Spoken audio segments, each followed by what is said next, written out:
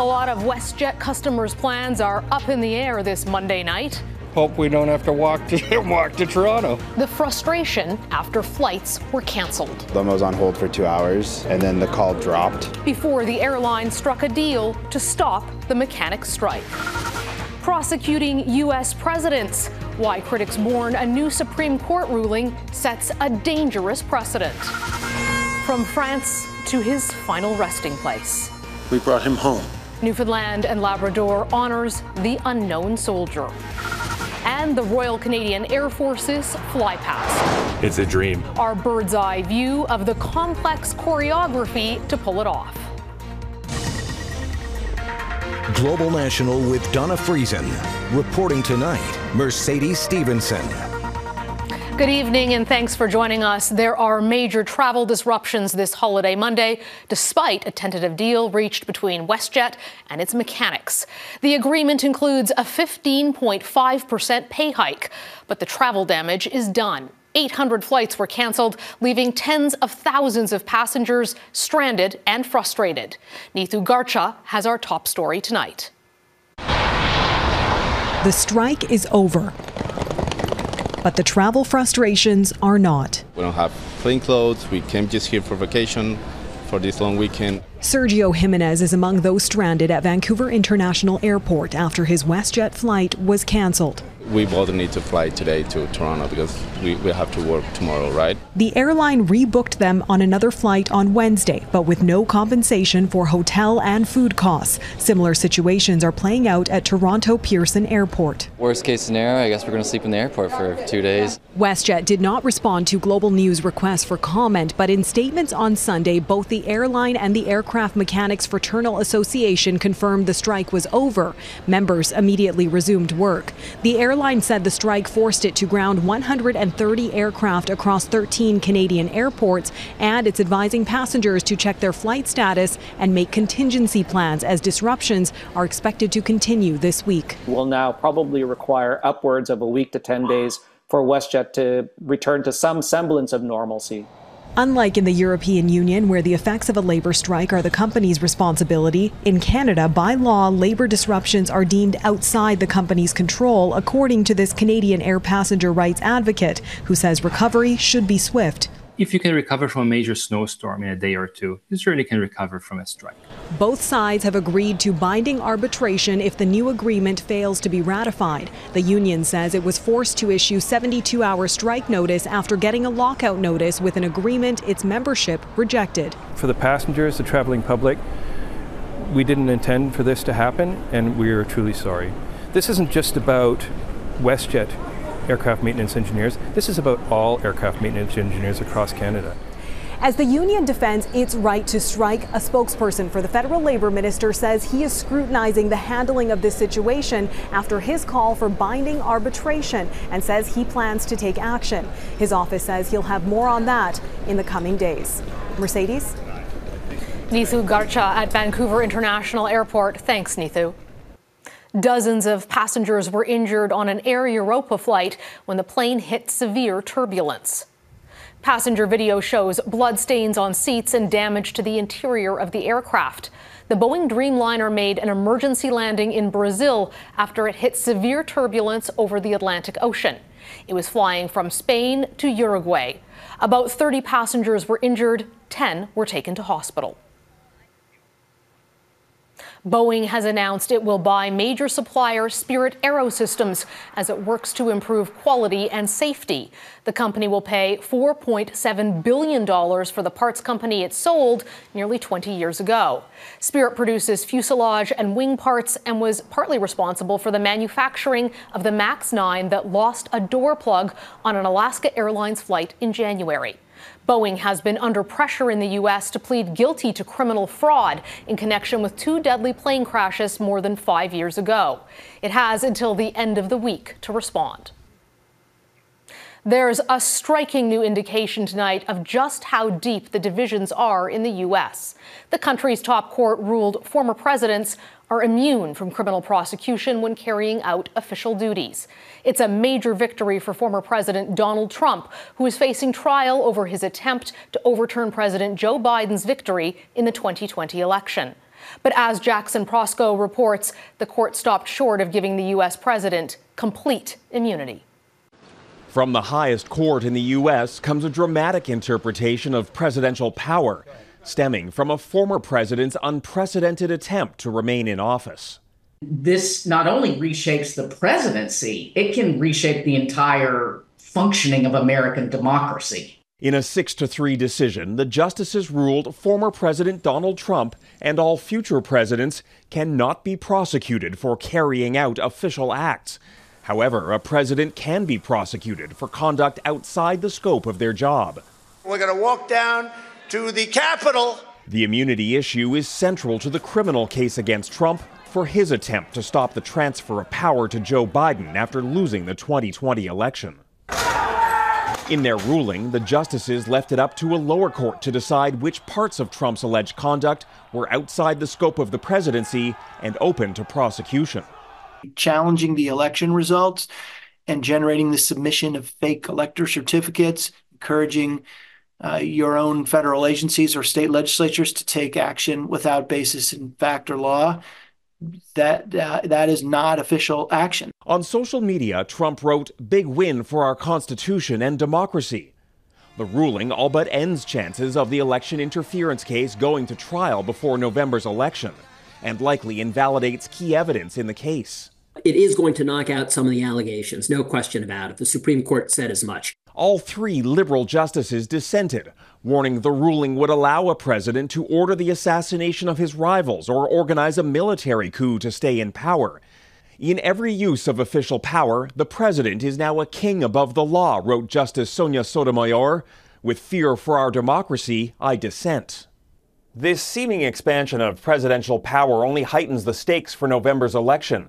And if Trump ultimately wins, he can simply order the Justice Department to drop the now delayed case against him, ending the prosecution once and for all.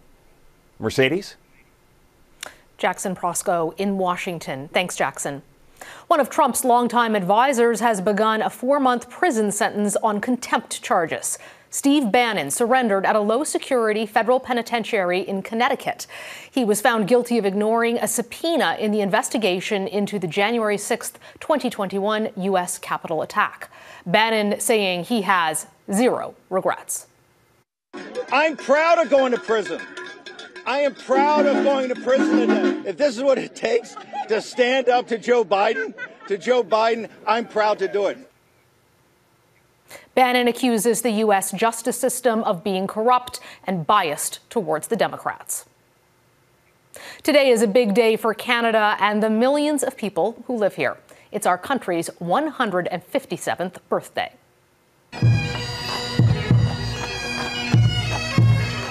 Canadians took part in many celebrations across the country.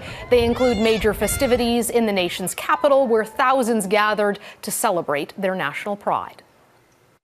Everyone's together, celebrating together, and to me that's what Canada is very much about. You know what? I just love this country. We're free, and it's awesome. Everyone's welcome here, all races and stuff. We're all here.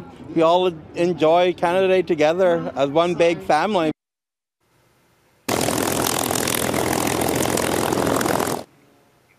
The Royal Canadian Air Force also took to the skies today. Later in the newscast, we'll have an up-close look at the history of the Air Force and how it is celebrating its 100th anniversary. While much of the country celebrated Canada Day, it was a solemn and historic one for Newfoundland and Labrador. The province marks Memorial Day on July 1st to honor members of the Royal Newfoundland Regiment, most of whom fell during a fierce battle in the First World War. But as Zack Power reports, today the province finally laid to rest one of those fallen members, who has been returned home after more than a century. Rain poured on St. John's Monday, where thousands gathered to honor the return of the province's unknown soldier, the casket carrying a soldier who died in France in the First World War, a member of the Royal Newfoundland Regiment paying the ultimate sacrifice more than 100 years ago. We remember those who bought that freedom for us, some at the cost of their lives, some at the cost of great suffering, Some we remember all who followed the colors in war and peace. Paraded through the streets of St. John's, the soldier lifted to his final resting place, 108 years to the day after 801 Newfoundlanders went over the hill at Beaumont Hamel to fight under what was then the British Dominion. Just 68 answered roll call the next morning. You know, every Newfoundlander wants to return home. I think about it in a way as kind of coming full circle at the 100-year anniversary of the opening of the War Memorial, that now we had this person returning back to our soil.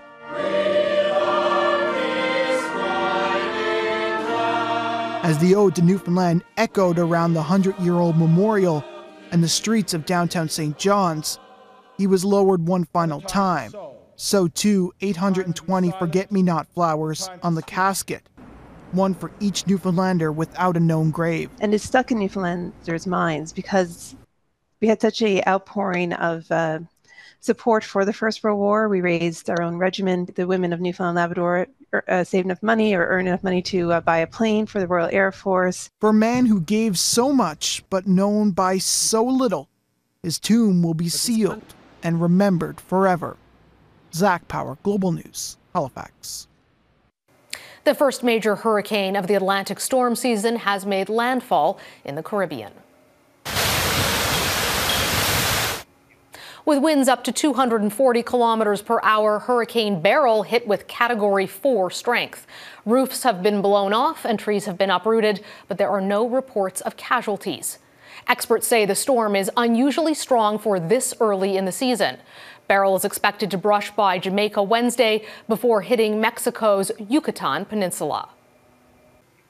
It's a mission to unite to keep out the far right. Coming up, the desperation among left-wing and centrist parties in France.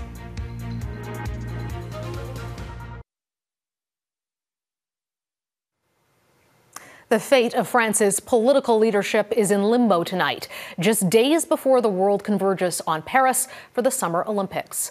French President Emmanuel Macron's contentious gamble to call snap parliamentary elections backfired badly after the leader of a far-right anti-immigrant party made significant gains in round one of the vote on Sunday. As Redmond Shannon reports, centrist and left-wing parties have just a week until round two to do their backroom horse trading to try to prevent him from stepping into the Prime Minister's office. The 28-year-old at the gates of power. Jordan Bardella could soon be France's youngest Prime Minister, and it's first from the far right. The National Rally Party leader says he needs to win an absolute majority of seats in next Sunday's second round National Assembly vote. To prevent what he calls the existential danger of the alternative. A potential government led by an alliance spanning from the centre-left to socialists and communists. It finished second to the National Rally in Sunday's first round. The leftist grouping beat Emmanuel Macron's centrists into third.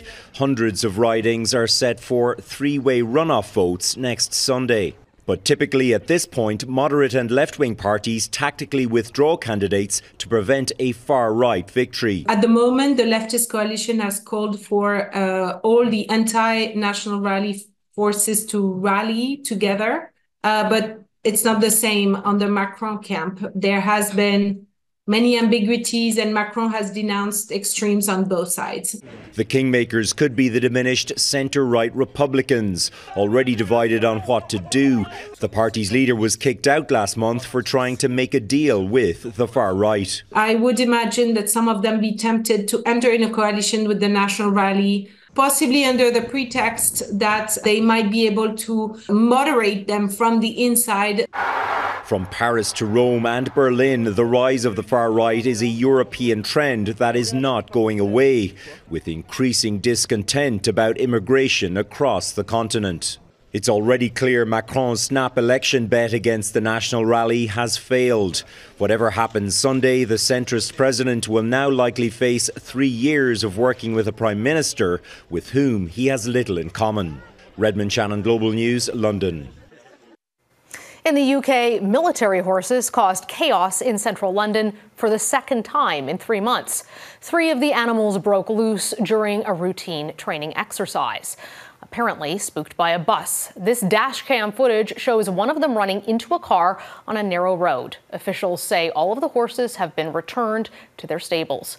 None of the horses were involved in a similar incident that happened in April.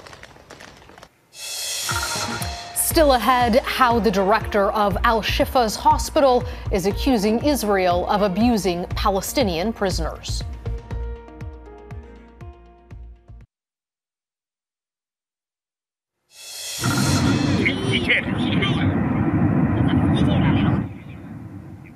A Chinese aerospace company accidentally launched this space rocket, and it ended up exploding. The rocket was supposed to stay put on its launch pad during a test, but a structural failure with its connections sent it soaring.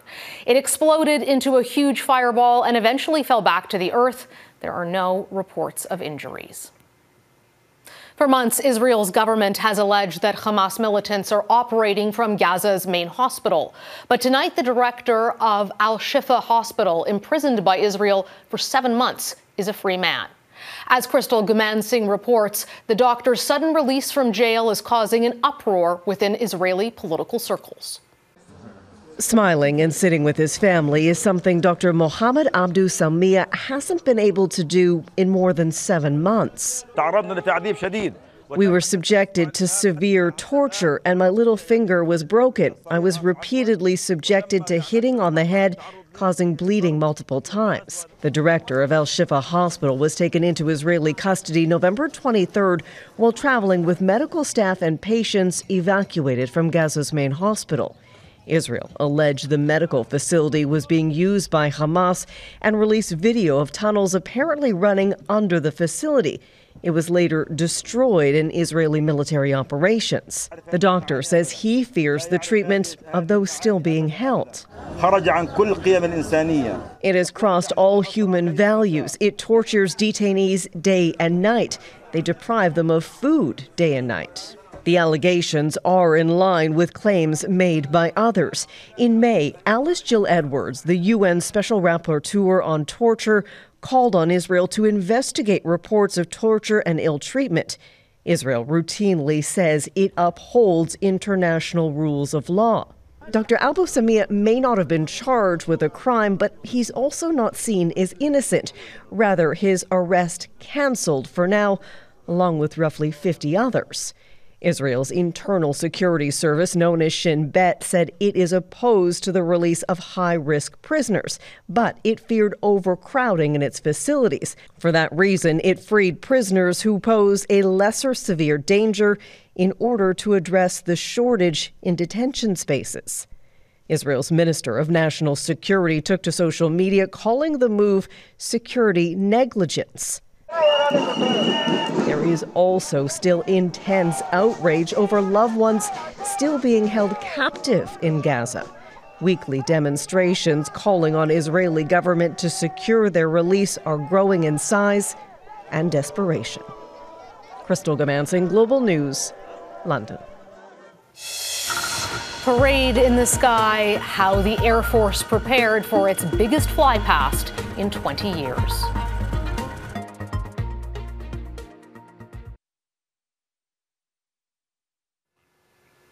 To celebrate Canada Day, the Royal Canadian Air Force planned several flypasts across the country. But its most impressive aerial display was in our nation's capital today. An ambitious parade in the sky to mark the Air Force's centennial. There were 46 aircraft involved, and I got a behind-the-scenes look as the pilots trained for the big event. Way up in the skies over Ottawa on Canada Day, a spectacular and historic sight. The past, present, and future of the Royal Canadian Air Force, guardians of our skies. An incredible sight for those on the ground and those in the cockpit. It's a dream. Here they come. They are huge, and enjoy the Hercules. Swooping past are one of each kind of aircraft the Air Force has ever flown or will fly in the near future. One of the first, the iconic Spitfire. one of the most famous fighters of all time, flown by the RCAF during the Battle of Britain, helping fend off Nazi attacks. There's modern aircraft too, from the massive C-17s that can lift a tank to CF-18 fighters ready for a dogfight. We have 2 of those Hornets approaching now. And Chinook and Cyclone helicopters. Plus a glimpse of the future, the F-35s that Canada will see in a couple of years. The powerful machines that defend our borders, track our adversaries, fly far from home, and rescue Canadians who are in trouble at sea, in the far north, and on mountainsides. It's a flash of Canadian history from the Second World War to NATO missions in the former Yugoslavia and Afghanistan. And modern missions too, from patrolling the skies where they've kept the peace despite being confronted sometimes by Chinese fighter jets, to monitoring for submarines under the water. Captain Alex Adcock is a familiar face. Here he is landing just a few feet away from me in Mali in 2018. He was familiarizing Prime Minister Justin Trudeau with our medical evacuation peacekeeping mission there.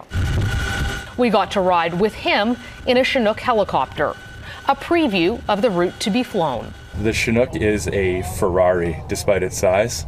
It's one of the fastest helicopters out of the ones that we have, and it can also lift the most weight. This was not an easy operation to plan. This one is a jigsaw puzzle that you need to put together to make sure everybody arrives in the right order at the right time with the right amount of spacing. It's a moment to reflect on history for all of those involved. And even with their normally cool jobs, this feels pretty exciting. It was a once-in-a-lifetime experience. And that's Global National for this Monday. I'm Mercedes Stevenson. In honor of our country's birthday tonight, Your Canada is these divers near Squamish, British Columbia, with a unique take on national pride. We love seeing your Canada. Please email it to us at viewers@globalnational.com. Thanks for watching. Donna Friesen will be back with you tomorrow. Have a great night.